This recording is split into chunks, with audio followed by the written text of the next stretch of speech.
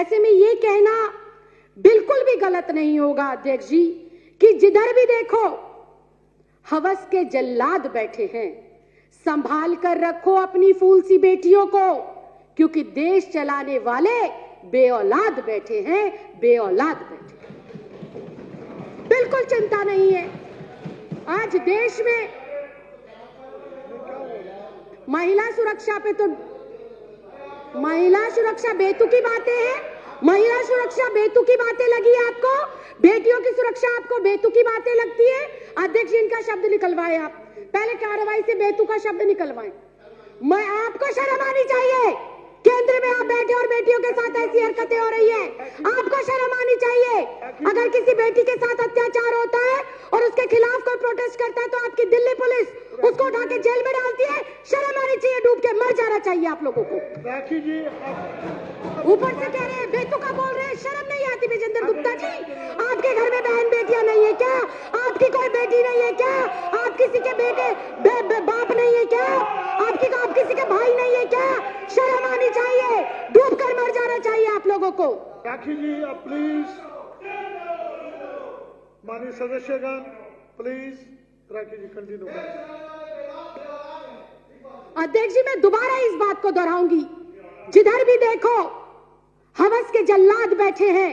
संभाल कर रखो अपनी फूल सी बेटियों को, क्योंकि देश चलाने वाले बेऔलाद बैठे हैं, बेऔलाद। अध्यक्ष जी, आए दिन चाहे छोटी बच्ची हो, चाहे 27 साल की डॉक्टर हो, चाहे 56 साल की बुजुर्ग महिला हो, हर कोई हवस का शिकार बन रहा है, हर कोई रेप का शिकार बन रहा है। लेकिन सियासत में बैठे इन सियासतदानों को कोई फर्क ही नहीं पड़ता। कोई फूल सी बच्ची को नोच ले, कोई युवा बेटी को जिंदा जला दे, कोई बुजुर्ग महिला को नोच डाले, लेकिन इन सियासतदानों को फर्क नहीं पड़ता। ऐसे में सवाल उठता है कि देश जा किस ओर रहा है? देश की ये 50% जो आबादी है, इसको सुरक्षा मिलेगी कैसे? ये बड़ा सवाल है। और अध्यक्ष जी, देश की इन बेटियों को, देश की इन महिलाओं को, देश की इस आधी आबादी को सुरक्षा जब मिलेगी जब केंद्र में बैठी हुई सरकार की मानसिकता बेटियों के सम्मान में हो, जब केंद्र में बैठी हुई सरकार की जो सोच है वो महिलाओं को सम्मान देने की हो। लेकिन आज अध्यक्ष जी, बड़े ही दुख के साथ कहना पड़ रहा है कि दुर्भाग्यवश देश की केंद्र में ऐसी सरकार बैठी है जो आए दिन महिलाओं पर हो रहे अत्याचार और कुकर्म में खुद लिप्त पाई जाती है। इसके मैं पुख्ता उदाहरण पेश करती हूं। आज इन सदन पटल के ऊपर उन्नाव रेप केस, आरोपी कुलदीप कुमार सेंगर, बीजेपी का विधायक, पहला उदाहरण। दूसरा उदाहरण, आसिफा 8 साल की मासूम बच्ची, कठुआ जम्मू का केस, इसमें भी आरोपी बीजेपी के नेता पाए जाते हैं। शाहजहांपुर यूपी का केस, चिन्मयानंद स्वामी एक बेटी को ब्लैकमेल कर रहा था, निवस्त्र होकर उससे मालिश कराता था। कौन है वो आदमी? वो है पूर्व गृह राज्य मंत्री बीजेपी की सरकार का। और स्वयं बहुत दुख के साथ कहना चाहती हूं, स्वयं देश के प्रधानमंत्री पाए गए बेटियों की सुरक्षा जो है जासूसी कराते हुए। स्वयं इस देश का गृह मंत्री नामजद तड़ीपार रह चुका है। ये मैं नहीं कह रही, ये मेरे देश का कानून कहता है, ये मेरे देश के न्यायालयों ने और जजों ने कहा है। ये राखी बिड़लानी आम आदमी पार्टी नहीं कह रही है। अध्यक्ष जी, ये इतना गंभीर मामला, देश की आधी आबादी आज बाहर निकलते हुए ये सोचती है कि मैं वापस आऊंगी या नहीं आऊंगी।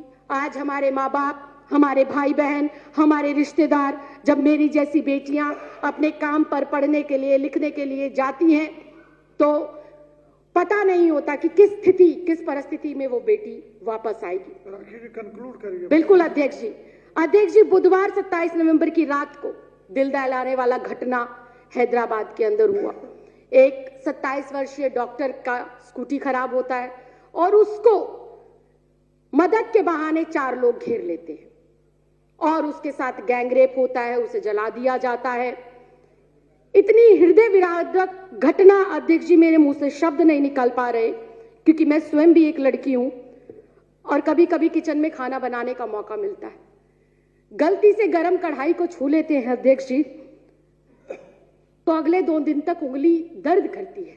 उस बेटी को जब जलाया गया होगा, अध्यक्ष जी, हमारी जैसी बेटियों की आत्मा कैसे आज कुलमला रही है, आप समझ भी नहीं सकते। और ये सामने बैठे हुए बीजेपी के लोग कहते हैं कि किस तरह की बेहुदगी की जा रही है। अध्यक्ष जी, इसके खिलाफ कोई ना कोई कार्रवाई जरूर होनी चाहिए। और ऐसे में जब दिल्ली के अंदर एक अन्नू नाम की लड़की उसके खिलाफ आवाज बुलंद करती है, अकेली वो अपनी हिम्मत जुटाकर धरना देती है, तो वही केंद्र शासित जो दिल्ली पुलिस है उस बेटी के साथ बर्बरता पूर्व जो है काम करती है, उसको मारती है, पीटती है और जेल में डाल देती है। तभी उसका संज्ञान लेते हुए दिल्ली महिला आयोग की अध्यक्ष जाती है और उसकी मदद करती है।